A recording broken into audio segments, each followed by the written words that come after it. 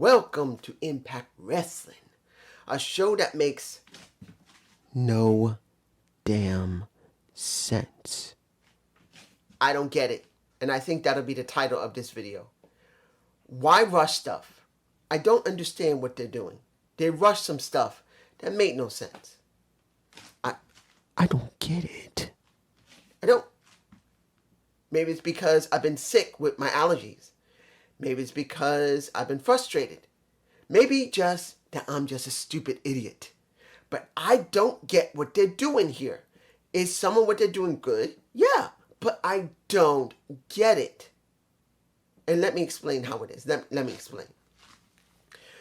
Brian Myers versus Jake something. Now, instead of saving this for Slammiversary, making it mean something, because if Jake wins, you get Brian Myers saying straight to his face, "You are a professional wrestler. You're real." That's supposed to mean something. And if you want to make Jake something mean something, make it a stipulation and throw it onto a pay-per-view. No. What did we get? We got a basic match, which wasn't bad. It wasn't... Look closer. It wasn't bad. But this wasn't even about Jake something, who everyone is saying there's something going on with Jake something. Something good's going to happen with Jake something. Something's going to go for Jake something. We're going to see a great storyline with Jake something.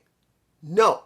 This was about Matt Cardona coming back, kicking the ass of a Brian Myers and a Sam, because once Jake somebody won something, instead of it making it mean something, it's about Jake not meaning anything. It's about Matt Cardona and Brian Myers. A situation that you heard me talk about before, months ago, before the injury of Matt Cardona. Supposed injury. Months ago, it should have been built properly. When he first came in, I said it myself. They're not building it right. They should make it mean something, because these guys have so much history. They're friends. They do podcasts together. They worked in WWE with Edge. But no, nothing. Nothing. No proper storyline for them. And now he comes back, and the person who has to take the axe here is not Jake. It's Jake somebody. It's not Sam, who's not a protege of a Brian Myers. It's not going to be Matt Cardona. It's Jake. I don't get it. Next, you get the open challenge with Dana Perazzo versus Lady Frost. Now, as far as I know, she looks a bit like Ruby Riott. But as far as I know, Ruby still can't compete. Her no rematch clause is still in effect, as far as I know. So she cannot compete yet. I could be wrong. But she doesn't. She kind of looks like her, but she isn't like her. She kind of has that look of a Ruby Riott, but she's not Ruby Riott. And particularly, I haven't heard anyone say that that's Ruby Riott, because she's been on NWA. She's been on AEW. And now she's in Impact. So she's been around. I like her. She has a good look. She actually wrestles pretty well. She got some interesting tats. I'm not a big guy for tats on women. Not because women can't make it sexy. Understand, the reason I don't like tats on women all the time is that there are certain women who just have a look that don't need them.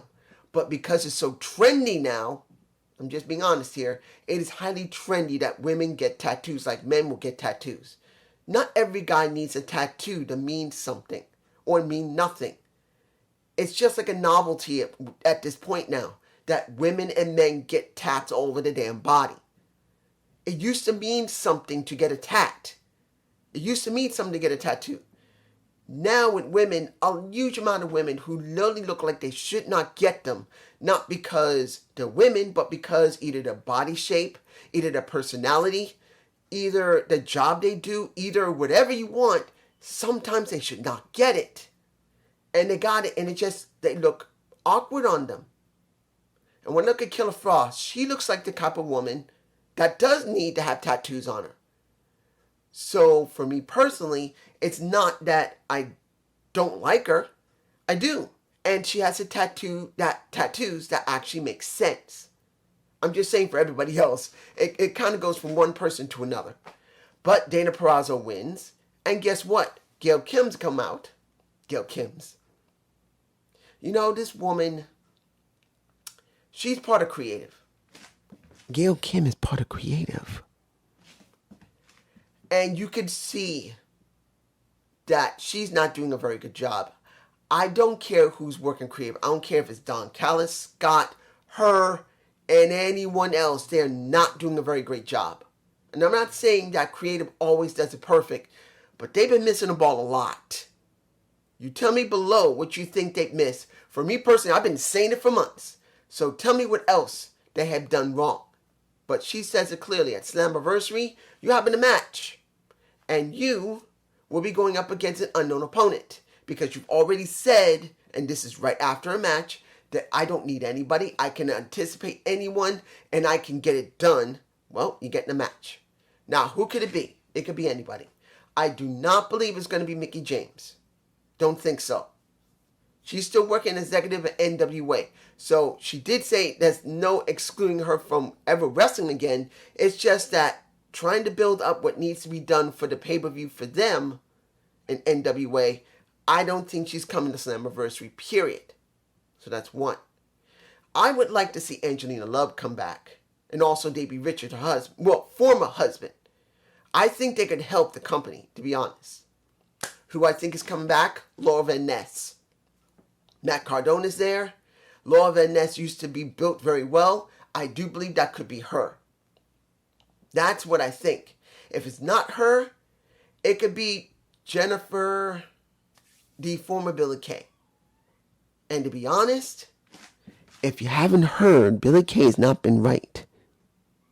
So I just don't believe if it is her, she should be there while she's not in a good mind space. That's just me, you guys. Tell me below. Now, we get Havoc and Rosemary versus why? Su Yung, Kimberly. And what does it give you? What does this match really give? Because you got the only women left that are still in the tag teams. You just already did something with Havoc and Rosemary. And now, supposedly because Suzanne and Kimberly lost, you see Father Mitchell back in the picture there in my face, and now she wants Su Yung back. You could have done this without the match. I'm sorry, guys. There was no point in having this match. None. This should have been a segment for the Hood Rats. Fire and Flavor. The Hood Rats, as I call them, should have had their own segment. It should have been building them up. Yes, you got to build up the competition. But at this point, you already let the Hood Rats go after Rosemary and Havoc, and they lost again. Well, I'm not saying they lost again, but you get my point. What is the point? They could have done this separately. You could have had Kimberly say, we need to do this. And they go to Father Mitchell anyway without the match beforehand building into it. Because we already know Suzanne's been losing constantly. They've never won. And they just could have just ended it there. That's what I'm sticking with. Let's move on. All About Me. This is like, what? I don't get it. Look. They've been trying to do something with Tennille Dashwood for months, saying that she wants a tag team partner. She's tried everyone. Nobody wants to work with her. So now she messes with Jazz, who finally has come back and now is working with the two that should have already broken up. And one of them should have turned heel. And that is a Jordynne Grace. So they put Jordynne Grace back together with Rachel Ellering. You piss off Rachel Ellering and they're my face. Rachel Ellering going off on her own seemed to be the wisest thing to do. Having Jordynne Grace turn heel and going off on her own, that makes the best sense right now. If she is still in the company, people say she is, she should have turned heel. Because as it stands, what are we getting? Another match between Tennille Dashwood and Caleb with a K and Jordan Grace and the Rachel Ellering. Why? Why?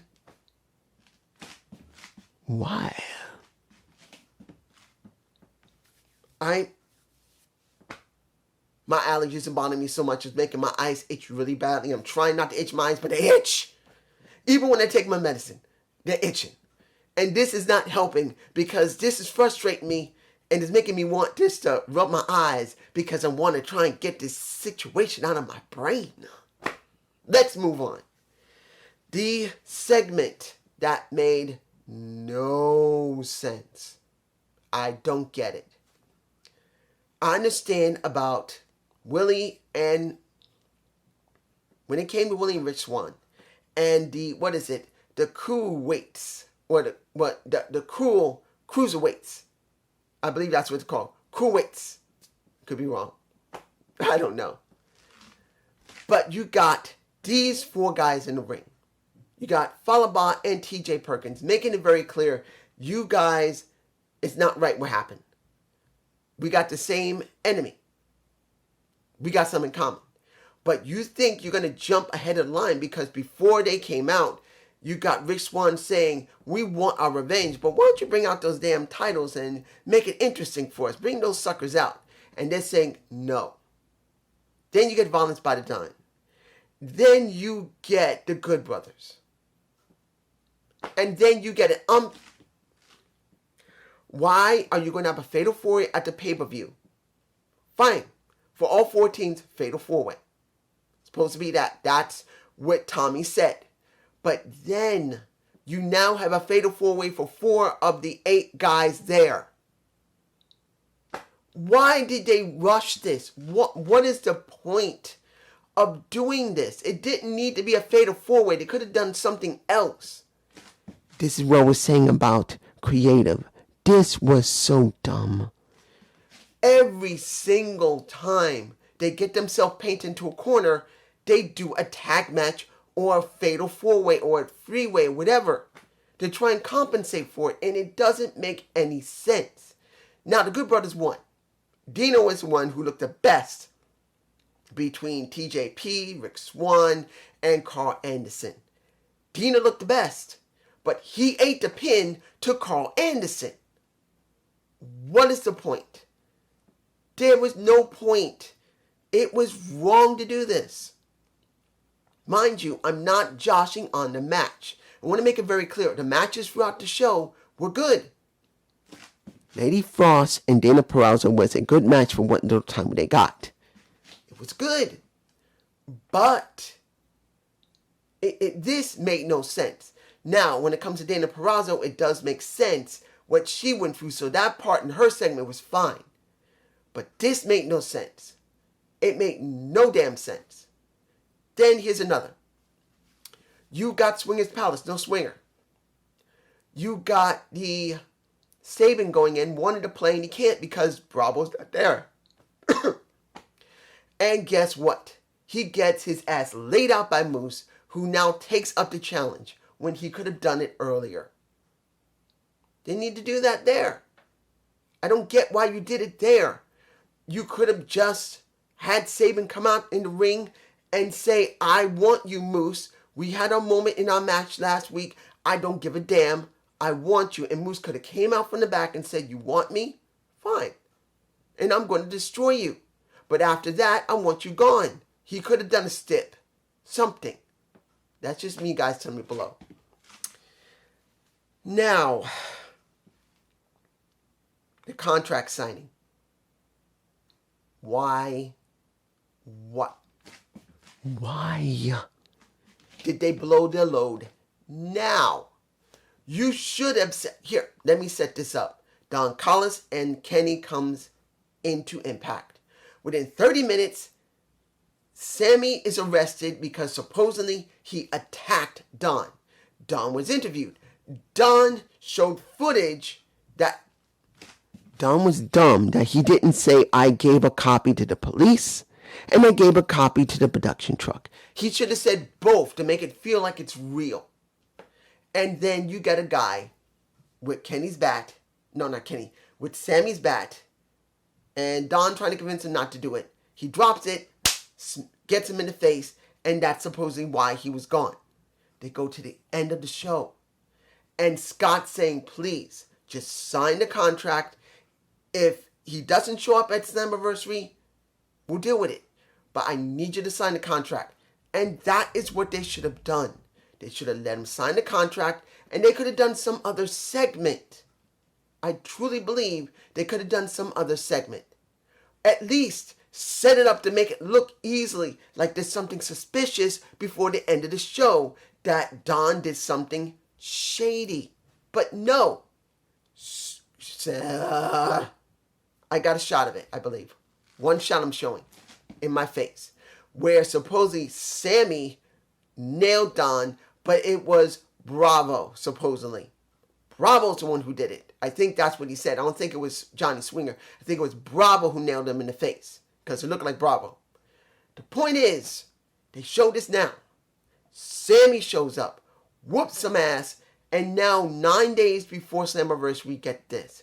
Why? I don't get it.